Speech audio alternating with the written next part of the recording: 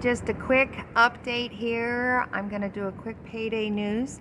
I actually am in Washington, D.C. at the moment, sitting up here on the top of a beautiful building, looking over the skyline, the Capitol's over there, the monuments over there.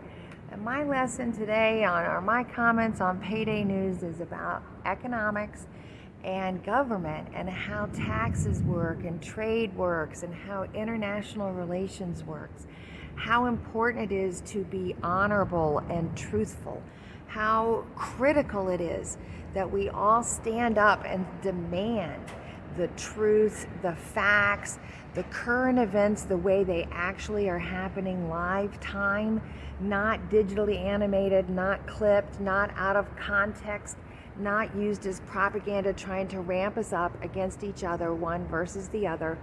I'm really having a moment here. Of course, I'm in DC. I'm going over to my favorite building, the Library of Congress. I'm going to go sit over there this afternoon because we've got to think. We've got to keep our minds engaged with the facts, the truth, the reality of the situation of the world. Climate change is real. Our environment, our water, our air, our food sustainability, all of those things depend on that. I don't want to eat chemical food. These are important things that everybody needs to be aware of because it's important and it's coming on the ballot in November.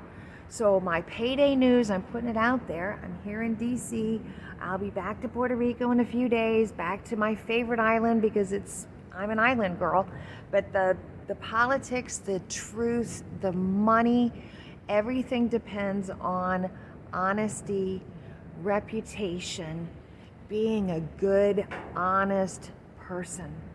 Let's not accept lying and falsehoods and manipulation and propaganda. Stop, think, check your sources.